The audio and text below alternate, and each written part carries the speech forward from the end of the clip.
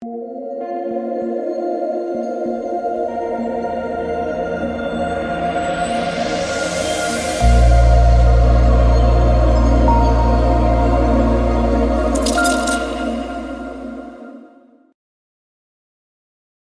we are back. Another 4-game slate here to talk about on Monday. Welcome, guys. My name is DK. We'll be breaking down the 4-game NBA preseason slate in this video. Also make content for player prop stuff like Prize Picks, Underdog, and Parlay Play, and to cover content for NFL Daily Fantasy Sports as well. If you guys are looking for more content for DFS or for player prop stuff, you can check out my Patreon link down below. This is one of the most crazy runs I've been on in a long time this last week, and we'll recap everything here in a second. Also, let's take a look at the totals for this game. So right now, what you guys are looking at is the Odds Jam Sportsbook screen. The Cavs game obviously is not on the slate, but we got Hawks, Pacers, 76ers, Nets, Rockets, Spurs, and Blazers and Suns. All these games hovering in the mid 220s, 225 over under here for Hawks, Pacers, about 224 for 76ers, Nets, 28.5 for Rockets, Spurs, 226 for Blazers and Suns. So again, this screen just basically gives you, if you wanted to bet on the game, it would give you the book that offers the best odds too. So if you guys are interested in signing up, you can use the link down below or the code DKDFS for 25% off your first month. They also do have a fantasy optimizer for sites like Prize Picks, Underdog, Parlay Play, all that good stuff. So if you're interested, again, link is down below. Okay, so let's recap everything. Let's first talk about props, and this has just been an absolutely insane run. Let's take a look at the last week. Again, this is the common sentiment around preseason. It's too random to bet on, bro. You're a degen. Call 1-800-GAMBLER if you're betting on preseason, right? I always laugh at those things. People do not understand. If you know what you're doing, the edge is massive. It's way bigger in the preseason than it is in the regular season. But, the common, by the fish, oh, man, I can't bet in preseason. That's way too random.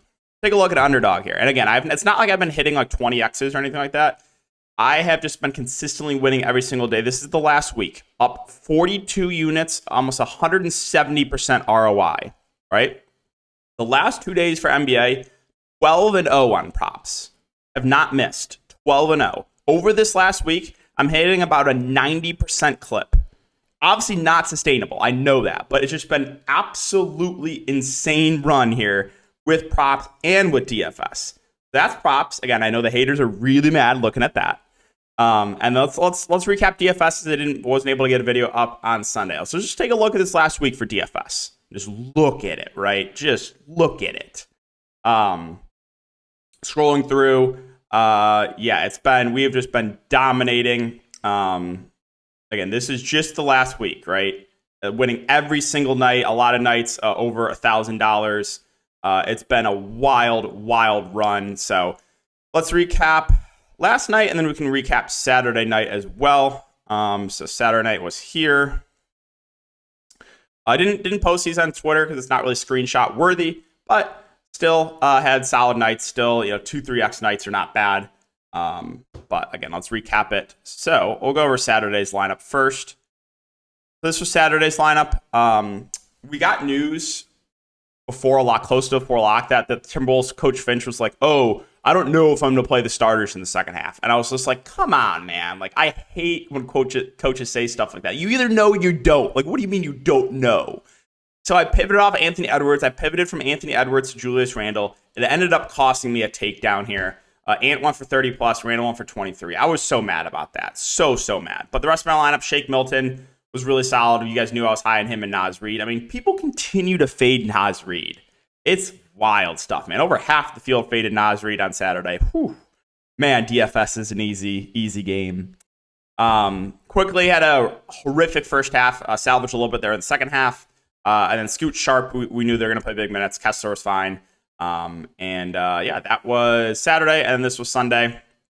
Sunday came close to takedown, but D'Angelo Russell. Don't get me started on this guy. The whole preseason, I fade this guy. I'm fading him, right? And he's either playing with a fully healthy team or at least a couple other stars. And every night he is just smashing, right? Absolutely smashing. So we get the news to the Lakers. No LeBron, no Reeves. They're sitting like all their main guys besides AD. I'm like, all right. Gotta finally buy into D'Angelo Russell. Floor game and done at halftime for absolutely no reason. But the game before, I take his under assists. You better believe he's coming back up in the third quarter and hooks me on BS assists too, by the way. If you go back and look at those 2 assists D'Angelo Russell had in this previous game, in the second half, neither were assists. That screws me out of another like $800. But when I don't bet in his props and I play him in DFS, he's done at halftime. Okay, sure, why not? But yeah, Hero Bane absolutely smashed. Heroes is okay for value. Kuminga continues to smash. So bonus absolutely went crazy. Pat Williams and Kobe White's. What I did was, I originally had a lot of Warriors here. But I knew with D'Angelo Russell, I had to make pivots to make up ground, right? I was not looking good, right? D-Rose was a little bit of a letdown. Russell was awful. So I knew I couldn't play the chalk. So I pivoted off Podziemski. I pivoted off Podziemski for the Warriors. I pivoted to Kobe White, and that was the reason why I cashed. Also pivoted off Moses Moody to Patrick Williams. I pivoted to these Bulls because I knew the Bulls were going to be much lower owned. We got the Bulls news late, right? That the starters are not playing. So pivoted there, and it paid off. And again, you have to do that when you're not looking good. I said that in the Discord. If you're not looking good, you have to play at least one low-owned guy. The Bulls were the reason that I cashed here in tournaments, making that swap. So, yeah, that's a recap of everything for DFS and props. And let's just see if we can keep this massive heater going for this 4-game slate. And what I will say, we got, 5 days left of the preseason. A lot of these games are these teams' second to last game. I think Hawks, Pacers, 76ers, Nets, Suns, I want to say, this is second to last game. Rockets and Spurs still have 3 more games. And then the Blazers, this is their last game. So I'm assuming all these teams are going to play their starters in the second half unless we hear otherwise. All right, so for the Hawks, last game, they did not play Capella, did not play DeAndre Hunter, did not play Sadiq Bey. So keep an eye on that. They did start the double front court, the twin towers of Okongwu and Bruno Fernando last game. I found that a little bit interesting. But as far as the 2 guards go, and Trae Young and Murray, obviously Trae Young has the higher ceiling. The minutes have not been great on the Hawks' main guys, but I think there's a pretty good chance they played in the second half here. So of the 2 guards of Trae and Murray, I prefer Trae if you can afford him, but DeJounte Murray's fine. With the bigs, depends on the status of Capella. If Capella's in, then I'm not really as excited about Okongwu or, Fernando. If Capella's out and they start like Okongwu and Fernando again, then I start to have interest in these bigs. Bogdanovic started last game. Again, we'll see about the status of Hunter and Bey. I'm also very high on Jalen Johnson. He did not start last game, but this guy is well north of a fantasy point per minute. Whether he starts or not, I really like him for value. I think you can make the argument for AJ Griffin if a lot of these guys are out as well. So, yeah, with the Hawks, we'll keep an eye on the news. I assume at least 1 or 2 of these guys are going to be back, but again, we'll monitor it. And, yeah, I don't think there's anything else I really wanted to mention. I mean, Kobe Buffkin, the rookie, will get some run off the bench as well. But, yeah, let's move on to the Pacers. For the Pacers, we've yet to see Halliburton, but it sounds like he's going to play today.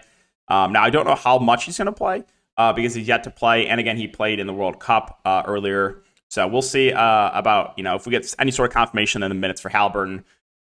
Turner and Nembhard, they did not play in their most recent game. We'll monitor the situation there with those 2. Mathurin is, one of the starters that I'm pretty confident in his minutes. 5.9K is a reasonable price point. Doesn't look as good if Halliburton plays, but still a guy that I expect pretty solid minutes from. Bruce Brown's okay there, 4.9K. Don't love it, don't hate it. Buddy Hield off the bench. McConnell's a guy that I have a lot more interested in if Halliburton misses, but it sounds like Halliburton's going to play here. And then if there's no Miles Turner, we'll see what they do with the starting lineup. Last game, I want to say they started Daniel Tice. Yeah, they did start Daniel Tice. Wouldn't have a ton of interest in Tice, but Jalen Smith would be a guy that I have some interest in. Isaiah Jackson as well. Those guys are good point per minute guys. If there's no Miles Turner, I think those 2 would benefit there. And then I wanted to mention the rookie as well, Jarris Walker. He's a guy that can stuff a stat sheet, and I expect decent minutes from him off the bench. So I think he's another interesting punt play. Going to Philadelphia and Brooklyn, so we've yet to see Embiid or Harden here. I expect Embiid to play. Embiid is expected to play. Now, as far as James Harden goes, again, there's obviously conflict there with him in the front office. This is really weird situation with Harden. We'll see if he plays. Sounds like Embiid's going to play. Now, does Embiid play past the first half? I don't know. So, at 10-4, if you're confident that Joel Embiid plays in the second half, and obviously he's one of the best spend-ups on the board, I'm not so sure of that. Again, we'll see. Maxey, I am confident will play in the second half because he has the first 2 preseason games. He's going to look better if James Harden doesn't play. So still like Maxey, even if Embiid plays. Again, if there's no Harden, I think Maxey is solid. Oubre had a really good game off the bench. Don't love that price point, though. Harris feels priced about right. If Embiid plays, Paul Reed should shift back to the bench. It kind of makes it a little bit tougher to prioritize him. Springer's been playing well off the bench, but I think I would rather go to DeAnthony Melton at 3-7. Melton, whether he starts or not, will be see decent minutes and will be productive when he's out there. So I like him as a punt play. You saw Dusty Danny Green have a good game last game. I'll let the absolute slappies chase that. I think that's it for Philly. So let's move on to Brooklyn. So their most recent game, they played one of those overseas teams. They did play the starters into the second half. So that's good to see. I'm pretty sure we'll see at least one shift in the second half for the starters. Last game, you did not see Nick Claxton, you did not see Cam Johnson, and you did not see Day'Ron Sharpe. So they started my boy, Harry Giles, a guy that I played a ton, and I mean a ton in the preseason a few years ago. He's 3.2K. We know Harry Giles is a good point per minute guy. Now, whether he's a good real-life basketball player, but he's a good fantasy player, right? When he's out there, he's putting up fantasy points. Going for a double-double in the starting lineup last game, so we'll monitor it. But yeah, 16 and 10 last game, 3.2K if Giles starts. I do like him a good amount. Obviously, there would be some foul risk going up against Joel Embiid, though. As far as the other starters go, very reasonable price points here. Bridges, 6'4", Dinwiddie, 5'6", Ben Simmons, 5'2". Sign me up for some Ben Simmons. Revenge game narrative against Philly. And I want to say, he's been much more aggressive looking for his shot in the two preseason games so far for the Nets. Again, I took his under on points on the first day. He only played the first half, and he had 11 points. So, yeah, I'm not saying it's the new Ben Simmons yet, but, he's looking much better. So what I've seen so far in the preseason than he did last year. So, sign me up for 5.2K Ben Simmons. I even have interest in Dinwiddie and Bridges, too. I like the price points a good amount here. Now, again, with Claxton, with Cam Johnson, we'll see if Claxton plays. I do like that price point on him at 5'4". Cam Johnson, we'll see on Cam Thomas is a guy that's been starting, and he's chucking when he's out there. I like him, too. So I really like the price points here in the Nets. They're just way too cheap, in my opinion. So, yeah, sign me up for some of these Nets. Now, if there's no Claxton and no Day'Ron Sharpe and Giles starts, most likely you're going to see a combination of Watford and Clowney kind of playing the backup five. Those guys would be a little bit interesting. And I'll mention Darius Baisley, too. Again, not a great real-life basketball player, but another good fantasy point per minute player, 3.6K. If a lot of these guys are out again, I think he is someone I would have some interest in. Houston and San Antonio. So we know Jalen Green is out. Now, as far as who starts for Jalen Green, I'm not sure. They could do a few different things. They could start Whitmore. They could start Thompson. Maybe Jayshawn Tate gets thrown in the starting lineup. They could go a lot of different directions. Reggie Bullock, too. Kind of weird that he's on this team. But as far as the main guys go, you got Van Fleet, 8'4". My boy, Şengün at 7'9". Jabari Smith at 6'1". And then Dylan Brooks down here at 4'1" as far as the starters go. Top end guys, I give the edge to Şengün over Van Fleet, but I'm a little bit biased about that. Also, though, I do think that Şengün is just, again, very, very safe, a guy that can contribute in a lot of different ways. I love Şengün at that price. I think Van Fleet's solid. I like Jabari Smith, too. He's been very aggressive on offense the first two games. We're seeing a little bit of a different Jabari Smith this year as opposed to last year. So, last year, again, in his rookie, he was kind of a bit passive on the offensive end. He's been way more aggressive looking for a shot. So, even at this price point, I have interest in Jabari Smith. My boy, Tari Eason, got in random massive foul trouble last game, but we know he's north of a fantasy point per minute. I like him. Again, guys like Thompson and Whitmore probably play a little bit more with no Jalen Green. We'll see what they do with the starting lineup. Jayshawn Tate's okay. Dylan Brooks, again, it's not exciting, but he should start. He should play 20-plus minutes. I think he's a reasonable value play in a game that, there's not going to be a lot of defense played in this one. So definitely has some interest here in this Houston team. And then Jock Landale, down here at the flat min price. He did not play last game, but he should play the backup five. Min price backup center probably plays, 15-ish minutes. I think he's a pretty good value play, too. Talk about the Spurs. So what we know for the Spurs, no Wembanyama, no Devin Vassell, and no Trey Jones. Those three are out. Keldon Johnson's been out, but he's back. Now, I don't know how many minutes he's going to play, so that's the one concern with Keldon Johnson. And then Zach Collins, who also sat out last game, will be back. So, starting lineup for the Spurs, you're going to see Sohan, you're going to see Johnson, you're going to see Zach Collins. I'm pretty sure you'll probably see Champagnie. And then my guess is probably one of Branham or Wesley. Or they could go to Chetty Osman, too. They have a few different options. But Keldon, if you're confident that he plays in the second half, then I would have some interest in. But I think your safest starters would be Zach Collins and Jeremy Sohan. Zach Collins, 5.5K. Would expect 20 plus minutes from him. He's a good point per minute guy. And Sohan, probably going to start at the point guard position. Started the point guard position last game. A guy that can stuff a stat sheet is really cheap. So I'm very high on Sohan and Zach Collins. As far as the other guys go, Champagny, if he starts, I think is solid. Branham, Wesley should get some decent run. My boy Chetty Osman has looked decent in the first couple games. I think he's a pretty good value play. So good amount to like here from the Spurs as well. Bassey will play the backup 5, but I would just rather go to Collins at a similar price point. So let's finish up here with Portland and with Phoenix. So for Portland, this is their last preseason game. Now last game they sat Ayton, they sat Brogdon, and they sat Robert Williams. I assume most of these guys will be back, and I would assume that this will be kind of your quote-unquote dress rehearsal for Portland, right? This is their last preseason game. So with that being said, I think there's a lot to like for Portland. Now, the guys in the most confident minutes-wise, once again, would be Scoot and Sharp. These guys have played in the fourth quarter, back-to-back games now. Scoot Henderson, they're going to give him a lot of run. Shane Sharp, young guy, I think is solid as well. So those two are the most confident in minutes-wise. But if you told me that these other starters also play in the fourth quarter, then I think my favorite spend up here would be Anthony Simons, who's going to chuck when he's out here, went for 29 points in 24 minutes last game. Would really like him. Ayton, if he's back, is solid. My boy Nurkic absolutely abused him last game, but he gets a spot to bounce back here again. We know that DeAndre Ayton is not like Phoenix if you're into the revenge narratives.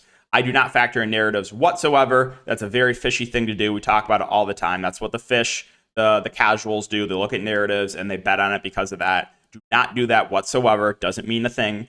What else? Jeremy Grant is kind of just there for me. Brogdon, if he plays off the bench, I think is reasonable. If Robert Williams is out, you'll get probably Moses Brown playing the backup 5. He started last game, but was not good. But when coming off the bench the previous games, he's been a really good point per minute guy. So what is some interest in him if there's no Robert Williams?